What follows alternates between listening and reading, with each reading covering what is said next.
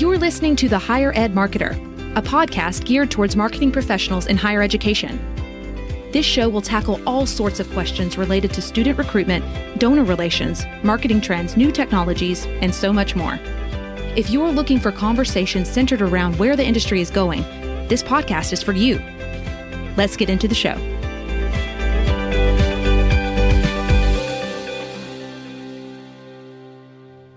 Welcome to this week's episode of the Higher Ed Marketer Podcast. I'm Troy Singer, partnering with Bart Kaler, and each week we interview higher ed marketers that we admire for the benefit and hopefully the betterment of the entire higher ed community.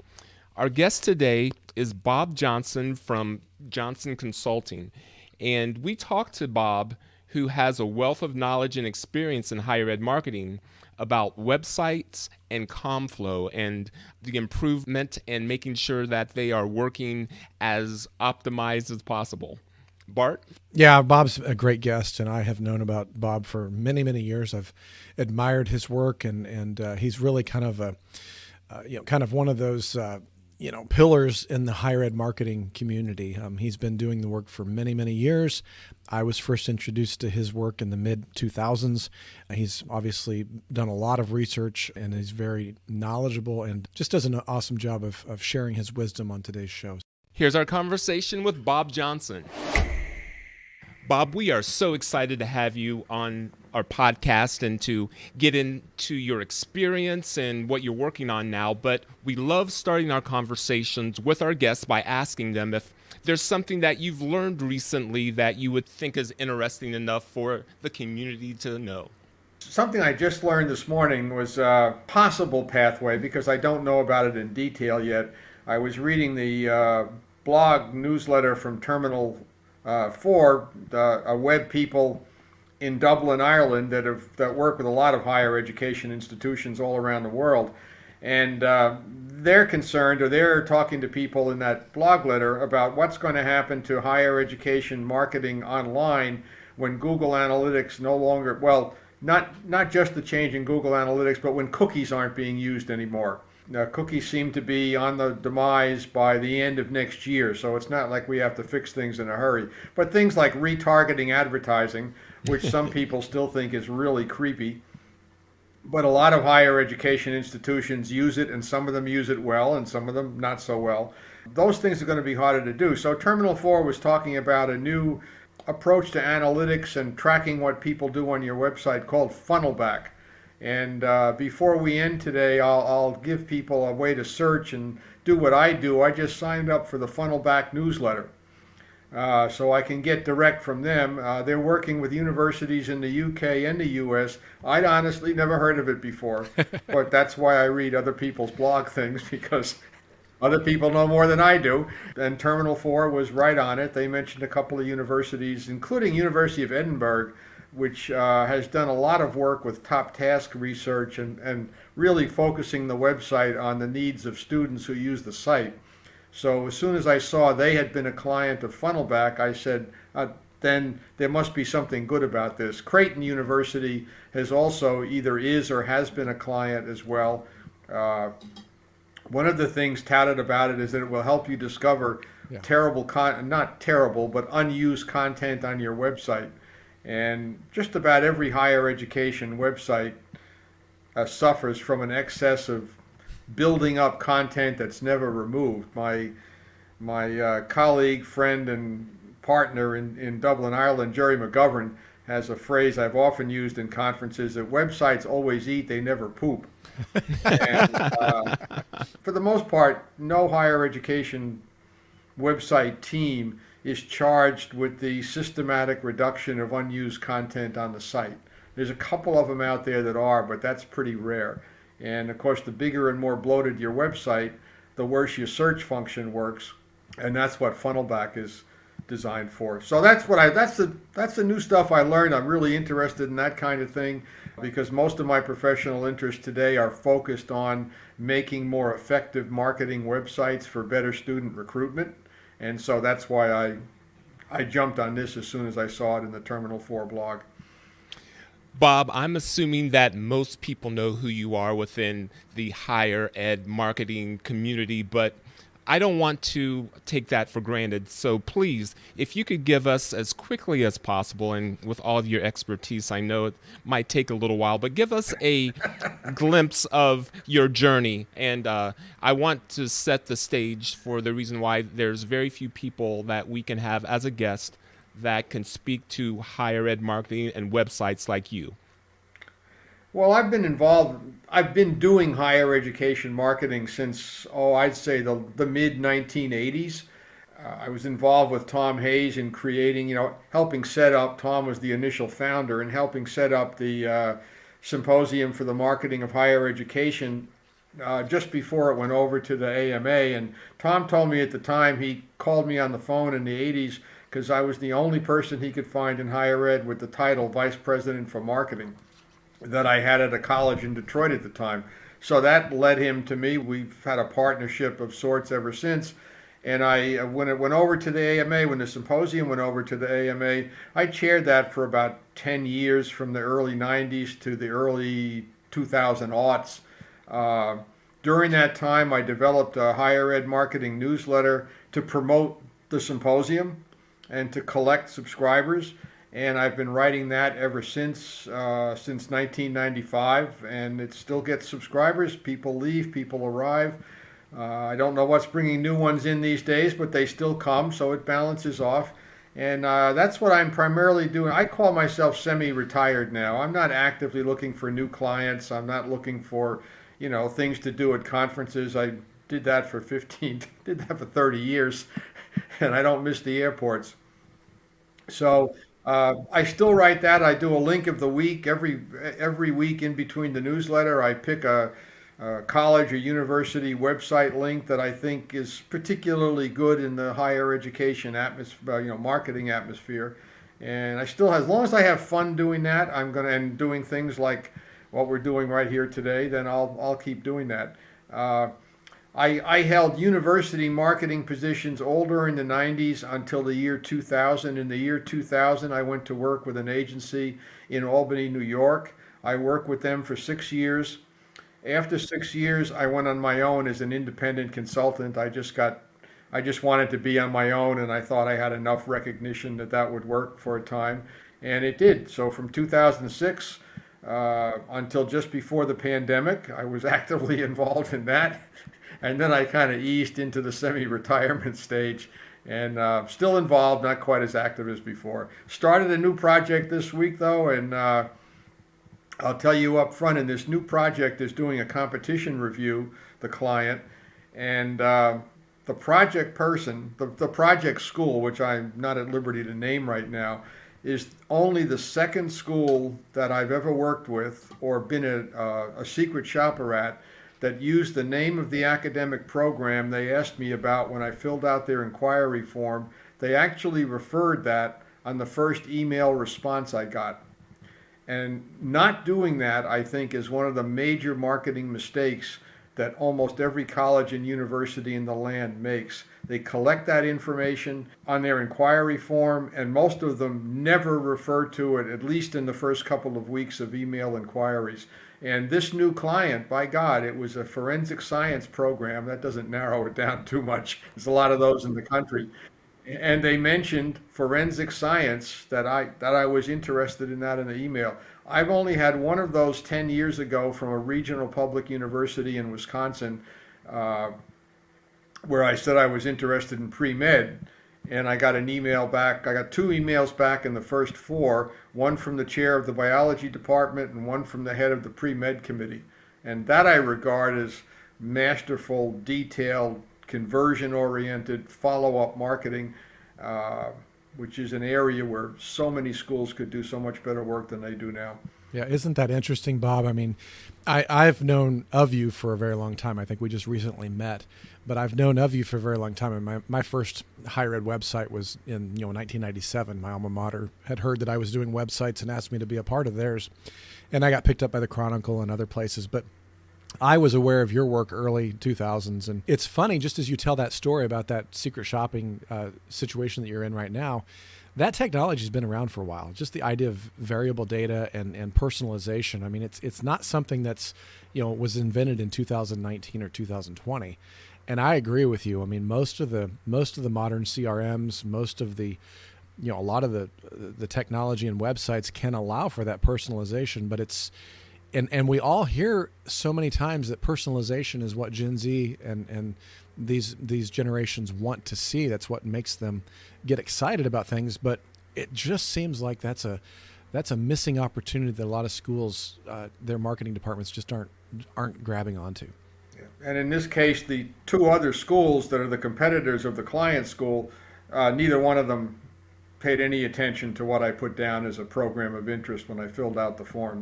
They're busy trying to get me to visit campus a couple of days after I filled out the inquiry form, which I would regard as slightly premature, but whatever. Neither one of them mentioned the academic program that they asked me about. We'll be right back after a word from our sponsor. Today's podcast is brought to you by Ardeo Education Solutions. Ardeo helps colleges and universities increase access to education while giving students and families financial peace of mind. Ardeo's loan repayment assistance programs, known as LRAPs, help students with modest incomes repay their federal student, Parent Plus, and private loans. Ardeo's LRAPs give students the confidence they need to enroll and are a win-win for your institution. To learn more about Ardeo and see case studies from institutions like yours, visit ardeo.org. That's ARDEO.org. Welcome back. Let's rejoin the conversation right here on the Higher Ed Marketer. Isn't it funny? You mentioned that, trying to get them on campus, and it seems like so much in higher ed, everyone is so eager to kind of get you to that next step of commitment. And I've often joked, and I don't remember if we talked about this in our pre-interview, but I've often joked that, getting a person to your website that's just discovered who you are and is building a relationship, and you ask them to either visit now or apply now, it's like asking your spouse to marry you on your first date. It's so premature, and there's so much more woo that could go on before that. What do you think about that? I think that's absolutely right. I used to use the analogy in presentations about, the first date isn't the time to ask somebody to go to Paris with you. Probably. I mean, depending on how you're reading the first date. But usually you have to cultivate these things a little bit. Maybe wait to the second, the third, the fourth time or something like that. But yes, I agree entirely. You can jump into it too quickly. I see still a lot of higher education websites that it's actually difficult to become an inquiry. It's easy to apply for admission as if people will do that on the very first visit, and most schools just don't have the marketing prowess, if you will. Maybe that works for Harvard and Yale and so forth, or University of Michigan here where I am in Michigan, but it doesn't work for most schools. You've got to move people along in the direction of why they should be doing that. Even inquiry form is kind of misleading. Most inquiry forms say to get more information, fill out the form, and an awful lot of potential students now want to get the information they want to get when they visit the website. There's a reason to get people to sign up, but you've got to give them more of a reason. You got to tell them what they're going to get. What's the benefit to them from filling out your inquiry form besides helping populate your database? And there are a few schools that do a pretty good job with that. I mean, I have a collection of schools that actually do a good job of telling you what you're going to get when you fill it out, and then repeating that when they get the online response form that pops up after you do the inquiry form on the website. But too many of them just don't pay any attention to that. They just don't. It's an opportunity for immediate contact after somebody fills out that form, and it's not taken advantage of nearly as well as it should be. Obviously, we're talking about an inquiry form and the action that we want them to take when they come to the website. But you've done a lot of research in your career about the top tasks that students, especially traditional undergrad students, are looking for when they arrive on your website. And we all know that the website is the number one influencer. I mean, that's coming out in the data all the time, is that it is your number one choice to kind of get the relationship started. What are those top tasks in your research that you found that those prospective students are looking for when they arrive on the homepage? Well, let's put it in the context of the top two or three, and not obsess too much about which is number one and which is Right. number two, because they're both important. Academic program availability is still extremely high. It's always been high as long as we've been doing that research. People want to know whether or not you've got the program that they're interested in, and if they're already interested in one, and if they already know you have it, because Uncle Charlie or Aunt Mary told them to, look at Western Michigan University because they've got blank and blank. Then they want to get to your website, and they want to get the hell off the website as fast as they can, or off the home page as fast as they can, to get to the particular program that interests them. So that's still number one or number two. What we actually found out, and this was with a university primarily oriented to adult students. We did a top test survey, surprised everyone involved, from the university to us, that costs came out first. And this was pre-2008. Costs have gone up much higher since 2008, even among traditional and adult students. So it was a surprise. I guess we did that research in about 2005 or 6 or somewhere back there. And in effect, they were saying, well, we want to know what it's going to cost us before we go any further on the site. So that's probably the number. For many people, that's at least the number two issue right now.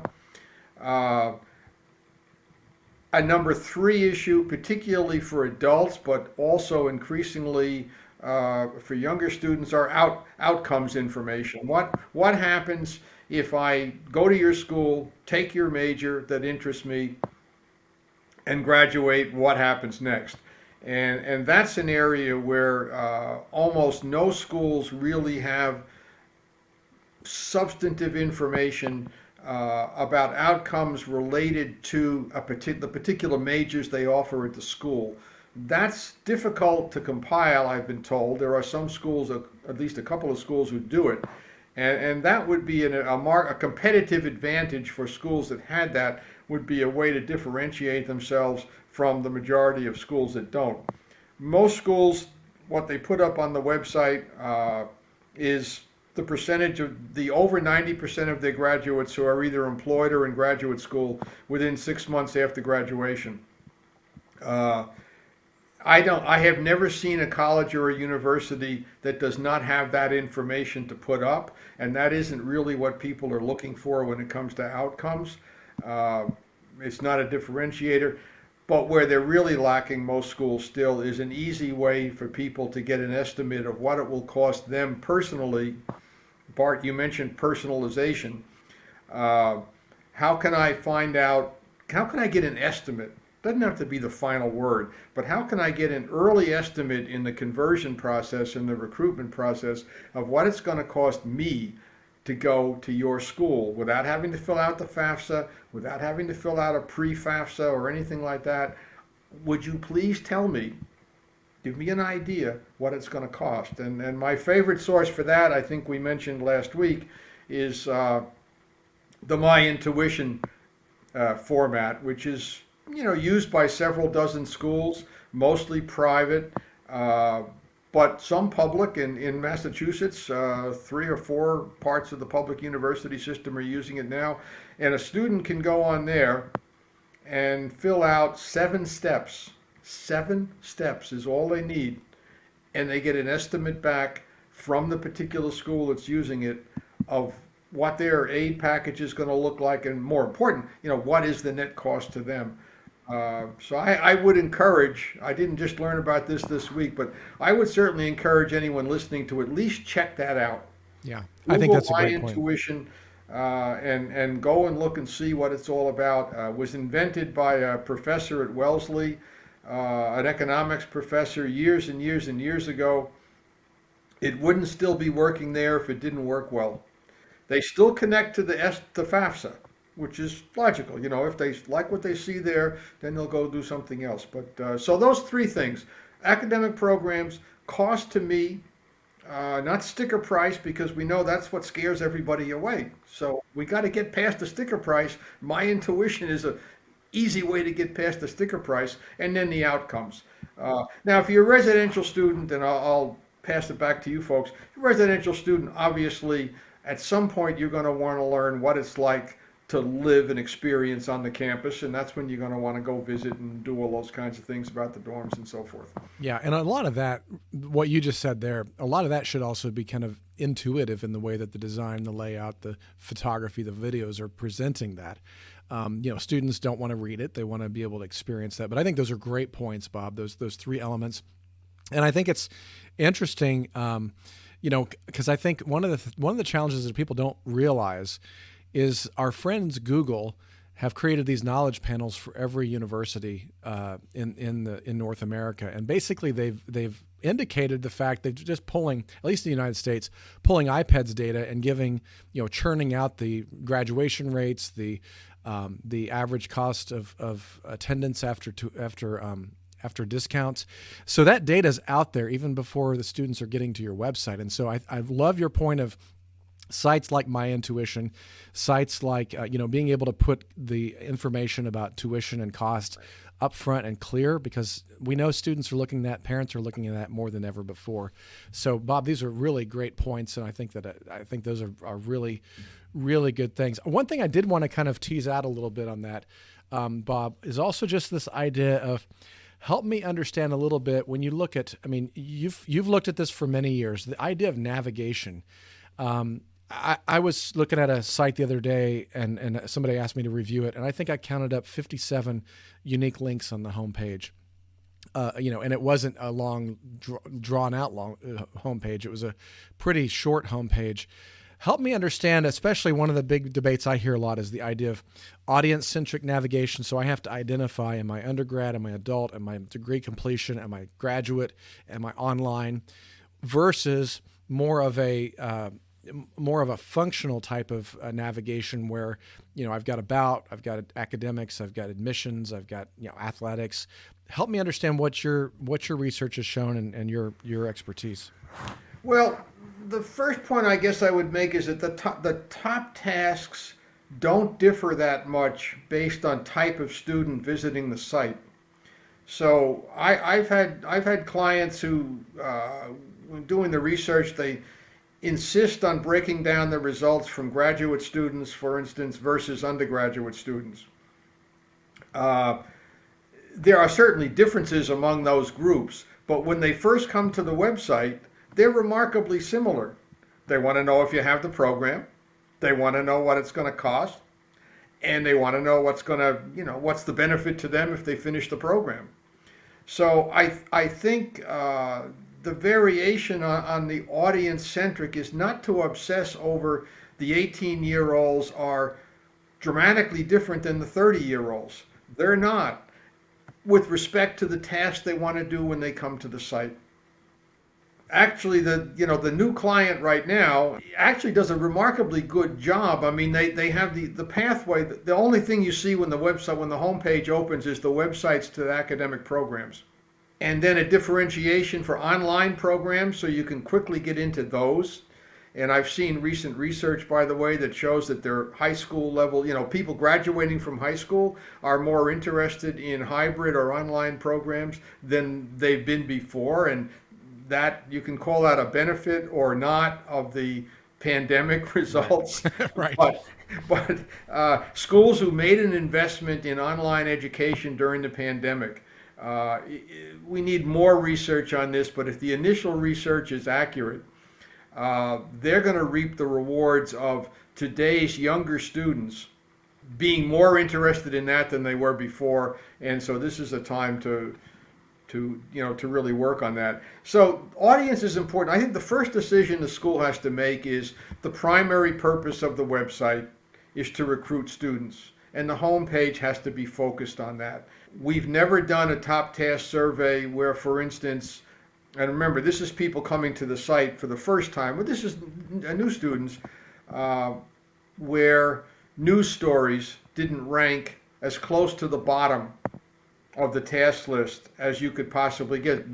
And let me say this for people: a typical top task survey would have been about 80 potential tasks by the time the prep work is done. And so it would always include alumni notes, alumni content. It would include news stories because, no school doesn't want to test for that. News stories always, always, always near the bottom of that list. It's a tiny task, a very tiny task for most potential students. So what I tell schools, you don't want to wage a holy war within your institution about getting them off the page necessarily. They don't need to be there for student recruitment, but at least put them at the bottom of the page. Don't make it the first or second thing. It's usually not the first, but it's frequently the second or the third thing on a home page. Put them down the bottom. If you got to have them there, put them down the bottom someplace where they're out of the way of the potential students, because unless there's been a dramatic change in the last 3 years, it's just not high on the list of what new students want to see. We already talked about what they want to see, and that just doesn't come up. The other one that isn't as high for most schools as a lot of people think it is sports. Sports is kind of a mid-level thing unless you're interested in playing a particular sport. That's a little different. But if you're not planning to go to school to play a particular sport, sports is never ranked particularly high. And I guess the mantra, I just repeat what I said earlier, for the people who do start on a home page, not everybody does by any means, the purpose of using the home page is to get off it as quickly as possible to something else they want to see. Thank God we're past the stage of carousels, where people thought somebody might stay on the home page and patiently wait or flip themselves through 8 different carousels at the top of the page. And then God bless the people at Notre Dame many years ago now did research on that and discovered that 85%, something like 85% of the people who came to their homepage never saw anything except the first piece of the carousel that was at the top, because they got off. They went someplace else.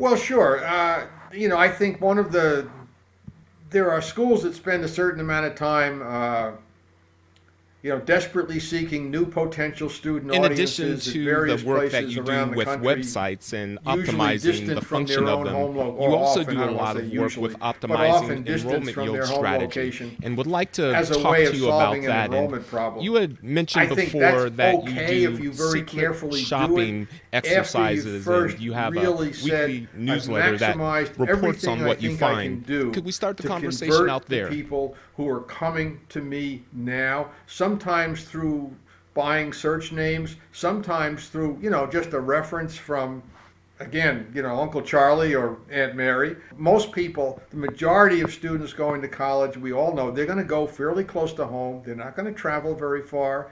It's the really high-end academic and economic students that tend to travel more than others. Your average typical student is going to stay fairly close to home. You can look at the geographic spread of students in Michigan, for instance, of every regional university, and guess what? Most of them come from within a geographic distance of that particular regional university, although we have a problem with those in the state right now.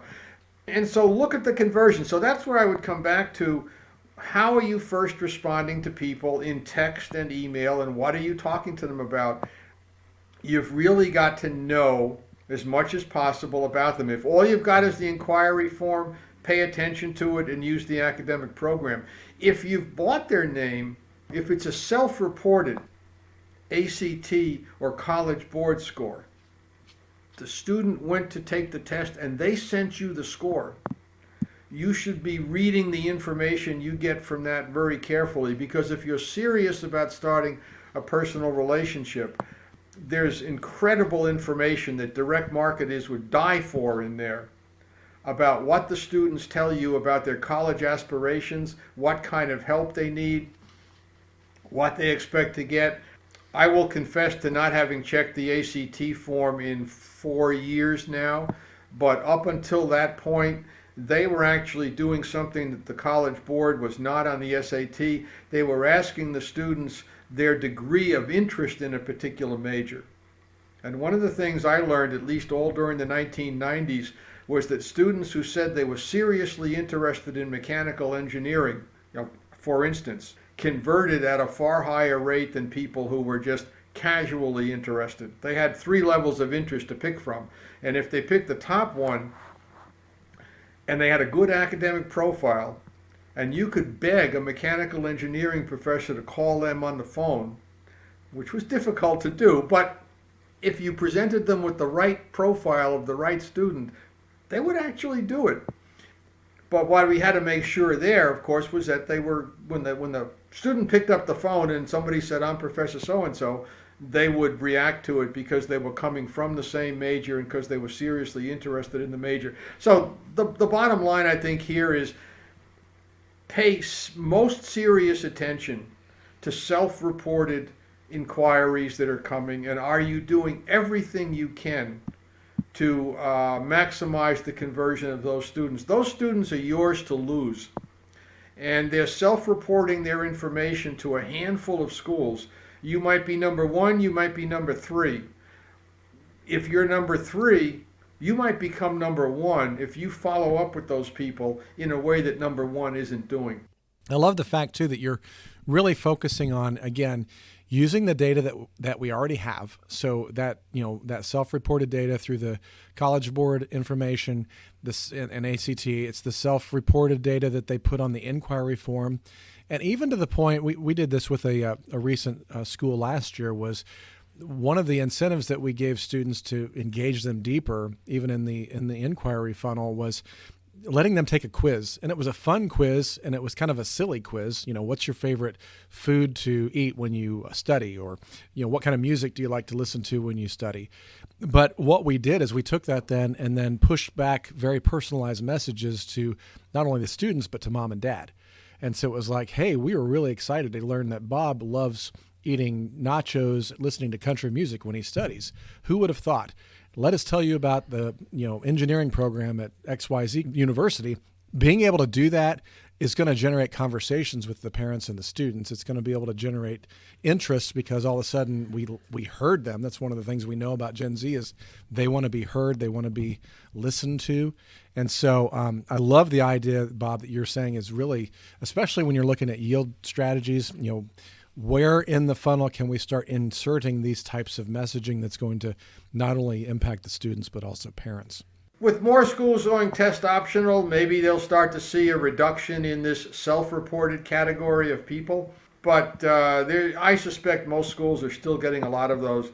One of the more surprising things I heard was an ACT person in the let's say 2005, and he walked into the ACT Enrollment Planners Conference when it was still in Chicago before ACT went, never mind what they went to, but good conference back then. I have been recently, and what he said was, what you people are doing, he said 2 things. One, you're overbuying our names. You're not targeting them specifically enough, and that's absolutely correct, and many schools still do that. But the other thing he said was, we found out that at least half of the colleges and universities that get self-reported ACT scores put those into their general inquiry pool and don't give them any special attention whatsoever. They become just like the person who signed up at a high school fair or something like that, when he said these should be your highest converting prospects of anybody. You've probably never heard of them, and for some reason they sent you their test score and all this other information we talked about earlier. And Steve, who was giving the presentation then when he was still at ACT, and he said, we're astounded by this. And he said, you folks are doing this all wrong.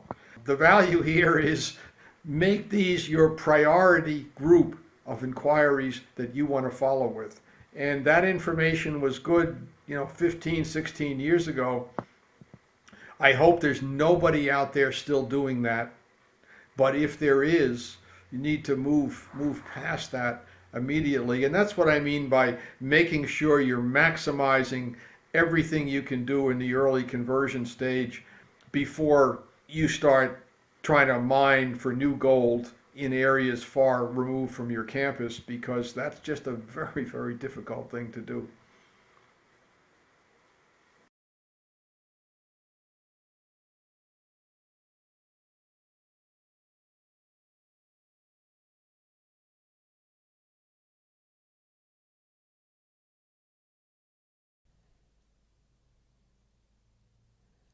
I would actually go back to what I just mentioned. If you're not already doing something special with those self-reported test scores that many people are still sending you even in this test optional era, that's something that you could change immediately, and it would begin to reap new rewards. I know that because I used to, when I was Thank working you at a very much for university, we everything tracked that that you've stuff like shared crazy. today. And the Bob, single I'd like to highest ask group of you enrolling if people you can that we offer got one additional was thought or self-reported idea people, that and it was someone hands down, hearing it was it far could away be from implemented anything right else. away. Way above, What would that thought the apps or that came idea, back. that piece of advice be? When a counselor went out to I was working at a Catholic university, went out to a Catholic high school, and they had free app day, and the counselor sent everybody down to sign up, and those things didn't convert hardly at all.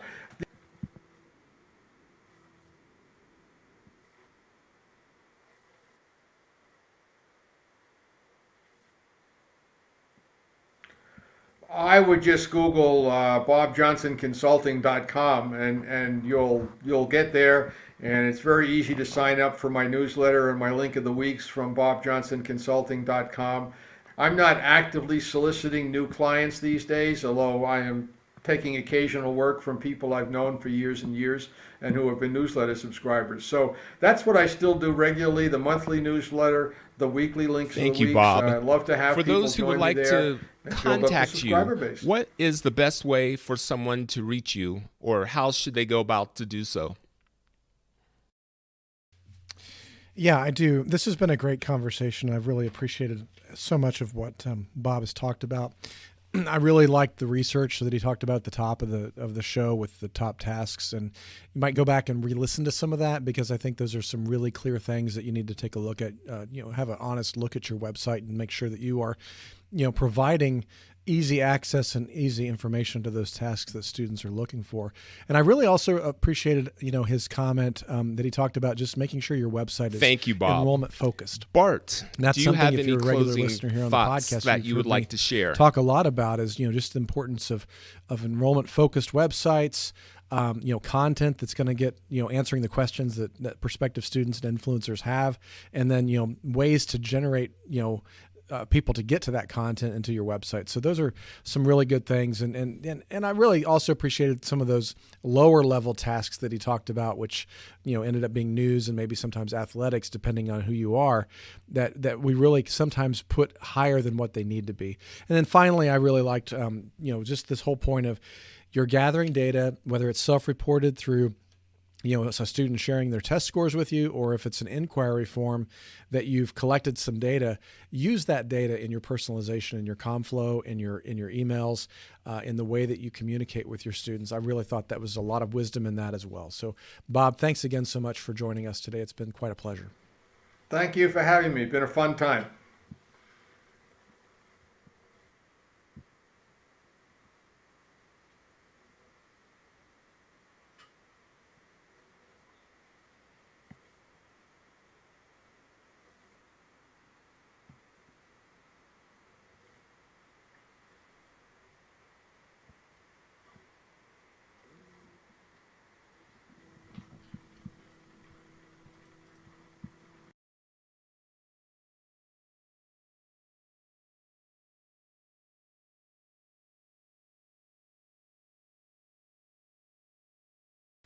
The Higher Ed Marketer podcast is sponsored by Kaler Solutions, an education marketing and branding agency, and by Ring Digital, providing significant lifts in yield by following your list with precisely targeted ads, and by Think Patented, a marketing execution company combining direct mail and unique digital stacks for higher ed outreach success.